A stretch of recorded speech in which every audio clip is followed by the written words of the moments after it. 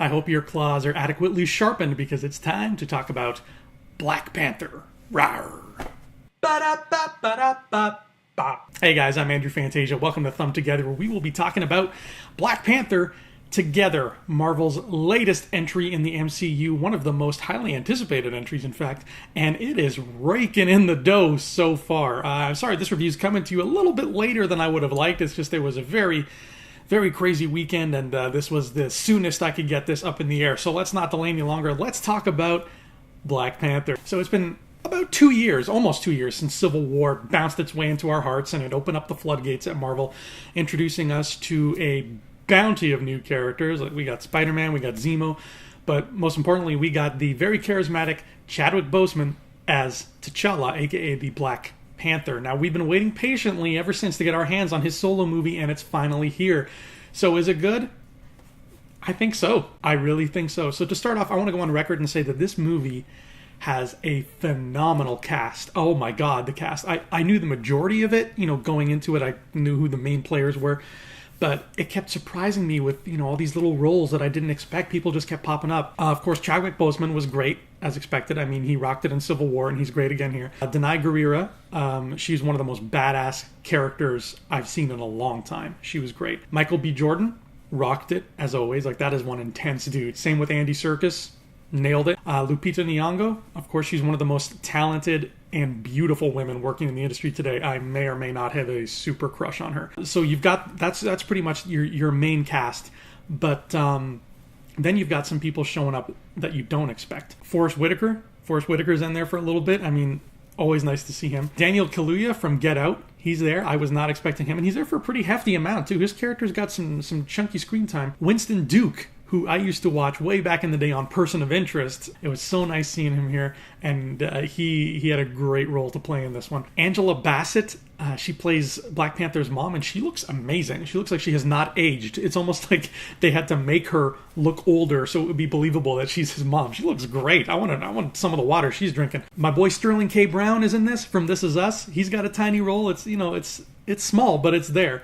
So it's always nice to see Sterling K. Brown. A new face that I was introduced to was Letitia Wright. She plays Black Panther's sister.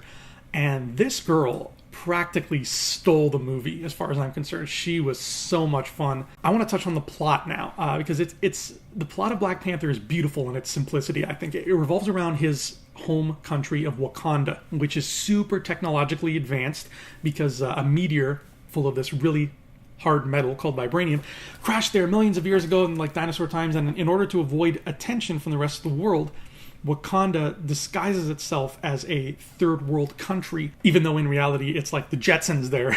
I mean, they have more technology than everybody else in the world. Without giving too much away, most Wakandans are happy with the fact that they have this arrangement, that they're hidden from the world, that they do their own thing, and they leave well enough alone and they don't get into other people's business. While other Wakandans think that their advantage makes them superior to the rest of the world, that their advantage gives them an edge, and that they should rule more than just one small country. As you can see at this point, the drama practically writes itself. And that, I think, was my favorite thing about this movie. There's so much backstory to Wakanda. There's so many different tribes. There's different points of view. It's beautiful looking. Everybody's got like different colored robes and attire depending on which tribe they speak for. It's just gorgeous to look at. It's superb world building. It just plain rocked. I hope this is going to be a trilogy because I want to see a lot more stories that take place here. Now, Ryan Coogler is one of my favorite directors working today, and while he did a great job with Black Panther, it's not my favorite example of his work. I still think Creed was a much better directed movie, but that's not to say the Black Panther was bad or poorly directed. It just wasn't quite as good as something like Creed. And there are a few moments in Black Panther that they felt oddly paced, oddly rushed, like almost comically rushed. There's one in particular that stands out, but I'll save it for spoilers because it is kind of a spoilery moment. Marvel is great at covering multiple genres with their movies, and I think that Black Panther is one of the best examples of this. It feels a lot like a James Bond movie. In fact, there's a sequence that takes place in Korea, and I swear it looks like it's filmed in the same casino where they filmed the casino scene from Skyfall.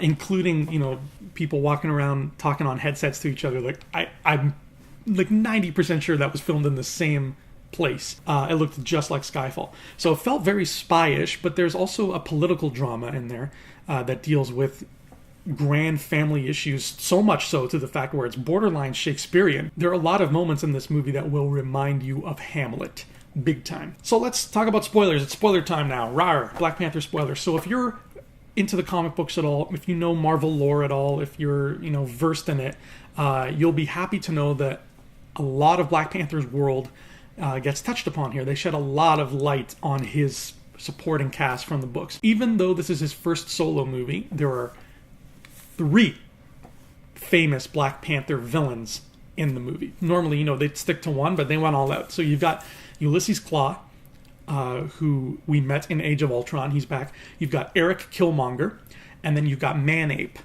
So it's chock full of Marvel characters, which I love. It's like, even though you might not recognize them, they're all Marvel characters. But since this is spoilers now, if you're expecting to see all 3 of those villains, in prime roles, it's not going to happen. The big spoiler in this movie is that for the first half of the movie, they make it seem as if Ulysses Klaue, Andy Serkis's character, is going to be the main villain. They also set it up to look as if Eric Killmonger, who is Michael B. Jordan, is just Klaue's henchman. That's how it seems. But then at the halfway point of the movie, Killmonger murders Klaue. And then we find out who Killmonger is, and he takes over as the villain. So we think he's just some American dude, just some guy who's following Klaue around. But then it turns out that Killmonger's father was Black Panther's uncle. And since he's family, he thinks he deserves a claim for the throne of Wakanda. And he's pissed off because Black Panther's father killed his father and then left him in America to kind of fend for himself. So now he wants the throne, and basically he's this rage-fueled psychopath. But he kind of has every right to be there. So you see what I mean about Hamlet. This is pure Shakespeare kind of stuff in every sense of the word. It's great. To me, that whole aspect made this one of the strongest Marvel films ever, strictly from a story standpoint. I really, really liked how the plot just kept unraveling itself. Also, this is the second huge movie in 2 months in which we think Andy Serkis is going to be playing the main villain, only to have him be killed off by his henchman, and then his henchman becomes the main villain. Illuminati confirmed. Like I said, the directing did have some odd rushed moments, and there were only a handful, but they were noticeable. And to me, the biggest one was there's a scene where Killmonger is brought into the throne room to speak to the Wakandan nobility and to basically, tell them what he's doing there. And he's being held by the guards, and nobody knows who he is yet.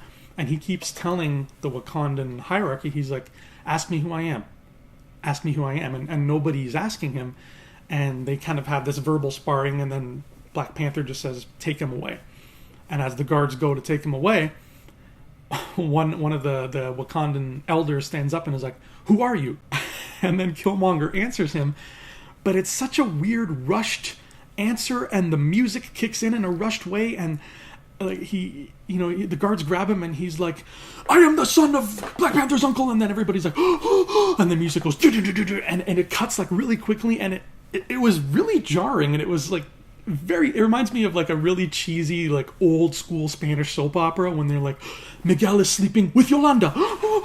It had that weird like pacing to it. So that happened a couple times in this movie, and I was like, what is happening? I have a feeling it's because they wanted to snip away at the runtime, because this is a hefty movie. This movie's got some girth to it. It's about 2:20, I think.